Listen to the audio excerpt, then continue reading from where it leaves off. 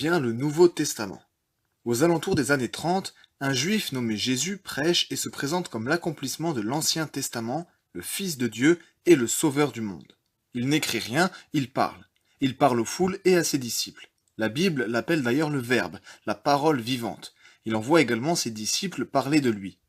Par la suite, l'apôtre Paul apporte le message de Jésus aux nations.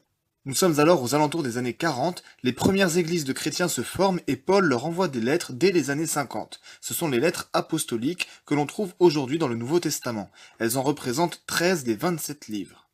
Les spécialistes pensent que, parallèlement à cela, circulaient des documents sur lesquels étaient inscrits les paroles de Jésus et que c'est en partie à partir de ces documents qu'ont été écrits les évangiles du Nouveau Testament.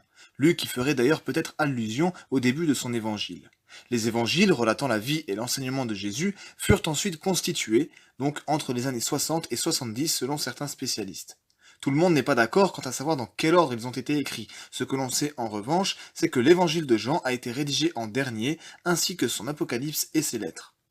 Les écrits de Paul et les évangiles ont donc circulé très tôt, et l'ensemble du Nouveau Testament a été rédigé pendant la deuxième moitié du 1er siècle, en une cinquantaine d'années.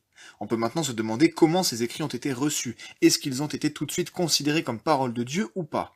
Tout comme pour les livres de l'Ancien Testament, les 27 livres du Nouveau Testament se sont imposés d'eux-mêmes très rapidement. On dispose de différents témoignages d'auteurs attestant du fait que dans les églises, les évangiles et les épîtres étaient lus avec une autorité égale à celle des prophètes de l'Ancien Testament. Justin Martyr, Ignace d'Antioche, Clément de Rome, Papias ou Polycarpe, qui appellent d'ailleurs ces écrits les Écritures, terme réservé aux écrits reconnus comme étant inspirés de Dieu, attestent de ces choses et dressent des listes plus ou moins complètes du canon dès le début des années 100. Pour avoir une reconnaissance officielle, il faudra attendre le concile de Carthage en 397, à l'occasion duquel est établie la liste définitive du canon du Nouveau Testament.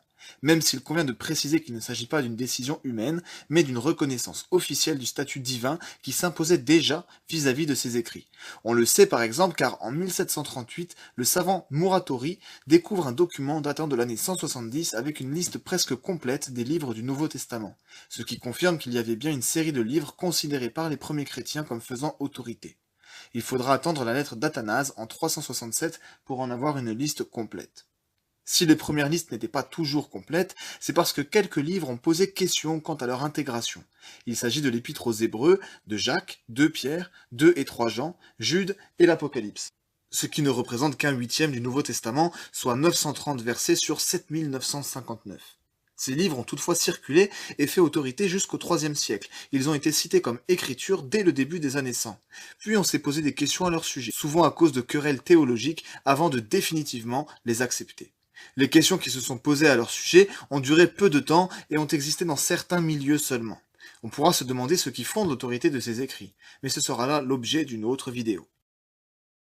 C'était Curious, j'espère que cette vidéo vous a plu, n'hésitez pas à me faire part de vos remarques et questions dans les commentaires ou par mail, pensez aussi à aimer la vidéo et à vous abonner pour soutenir la chaîne et être tenu informé de ces nouveautés. À la semaine prochaine.